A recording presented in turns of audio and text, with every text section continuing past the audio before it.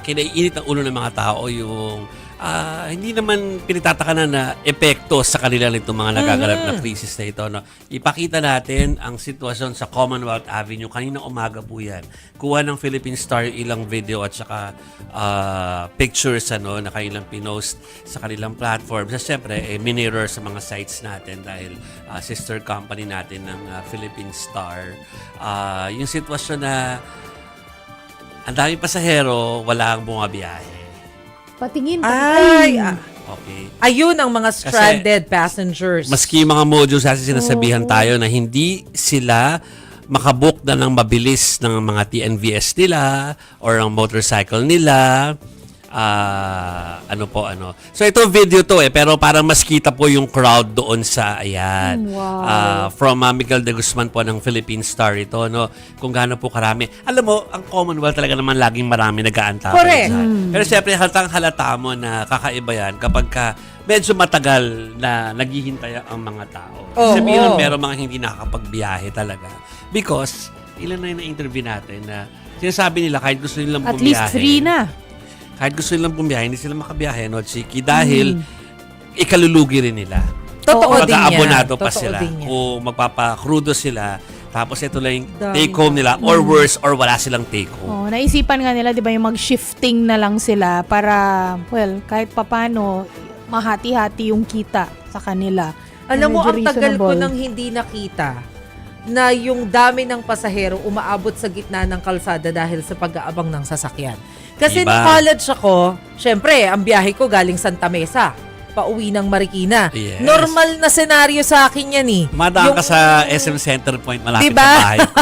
Okay. Yung umaabot ng gitna ng kalsada yung mga pasahero pagpara ng jeep. Pero parang for a while hindi ko siya masyadong nakikita until today. Yes. Na ganyan na naman na umaabot na naman ng gitna ng Grabe, kalsada nandiyan na yung sila mga pasahero. I mean, kahit gusto nila mag-TNVS, mahal. Oo. Ay, tsaka, Diba? kahit Saka baka walang mabook. hindi Baka lang walang mahal, mabuk. tama. Naalala ko si Mary Mon Reyes kanina, kausap nila sa story ko, nila Bok. Tinanong siya ni Bok, Mary Mon, di ba ikaw ay minensyon siya, nag-aangkas ka, di ba? Oo. Sabi ni Mary Mon, oo Bok, bakit? Kamusta naman?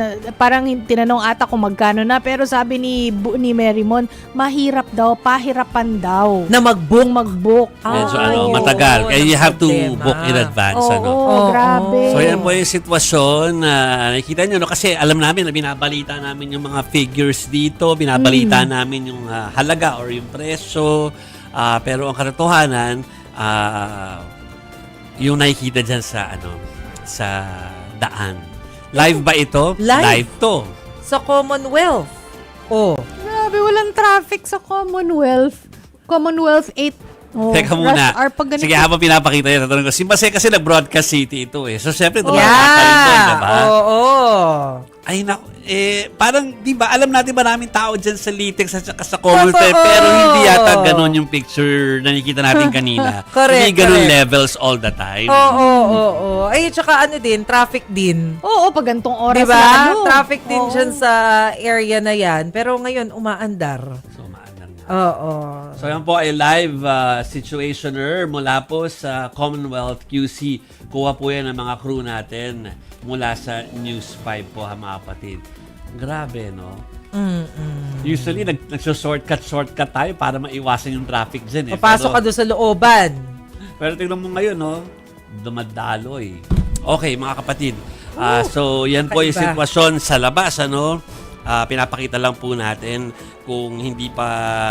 Kung nagtatalo-talo pa sa isip natin kung nasa crisis tayo, pero hindi na dapat pagtalunan. The fact na may mga announcements today. May at mga saka, pag-aamin. Oo, Shows that we have announcements problem. that meron tayong problema at meron tayong Finally. dapat pinaghahandaan. Oo. Kasi, no? Parang pwede pa sa ma-extend eh. Depende do sa politics ng mga nag-aaway na bansa na yan eh. Oo. Tayo Oo. naman biktima nung away nila. Correct. Namomroblema tuloy tayo. Correct.